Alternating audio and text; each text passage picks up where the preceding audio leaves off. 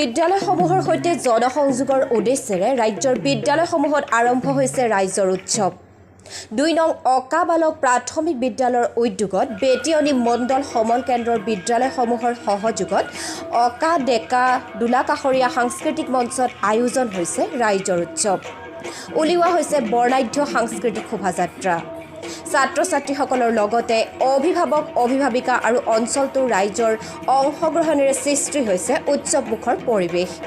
বাহিৰ কৰিছে সাংস্কৃতিক শোভাযাত্ৰা। ইয়াৰ উপৰিও কুইজ চিত্ৰাংকনকে ধৰি বিভিন্ন প্ৰতিযোগিতাও কৰা হৈছে আয়োজন।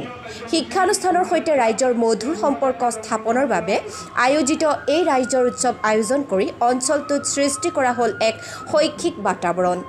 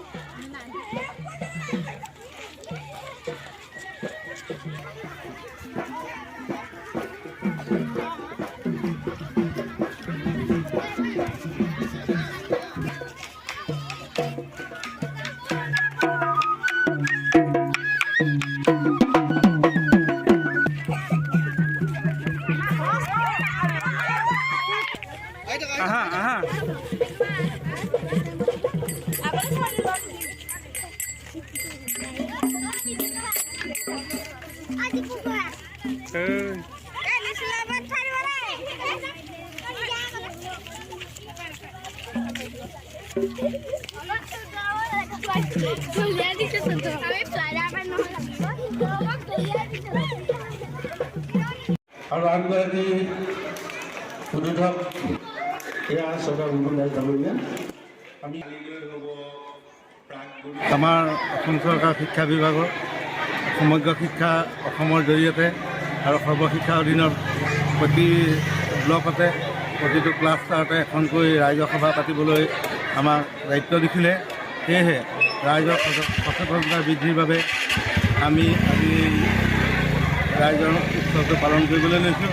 যিহেতু আমাৰ বেটিয়নী মণ্ডল কেন্দ্ৰৰ অধীনত 10খন প্ৰাথমিক বিদ্যালয় আৰু এখন মধ্য ইংৰাজী বিদ্যালয় আহ্বানক্ৰমে আৰু অকা বালক প্ৰাথমিক বিদ্যালয় উদ্যোগত আমি এই অনুষ্ঠানভাগী আজি এদিনীয়া কাৰ্যসূচী পাতিবলৈ লৈছোঁ।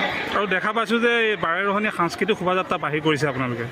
এই সাংস্কৃতিক শোভাযাত্ৰাৰ জৰিয়তে ছাত্ৰ ছাত্ৰীসকলৰ যাতে নিয়মীয়াকৰণ উপস্থিতি আৰু প্ৰাথমিক বিদ্যালয় নতুনকৈ যাতে নামভৰ্তিকৰণ কৰে, সেয়েহে আমি উৎসাহ এটা পাবৰ কাৰণে আমি এই শোভাযাত্ৰা কাৰ্যসূচী গ্ৰহণ কৰোঁ। আৰু দেখা পাইছোঁ যে বিভিন্ন কৃষ্টিৰ প্ৰদৰ্শন ছাত্ৰ ছাত্ৰীসকলে প্ৰদৰ্শন কৰিছে। তেওঁলোকৰ যিহেতু কৃষ্টিৰ ওপৰত আমি কিছুমান সম্যক জ্ঞান দিয়া থাকে, সেই জ্ঞানৰ ভিত্তিত প্ৰতি বিদ্যালয় নিজৰ নিজৰ প্ৰতিভা বিকাশিত কৰিবৰ কাৰণে আজি এই ৰাজ্য উৎসৱতে আমি তেওঁলোকক সুযোগ আৰু সুবিধা প্ৰদান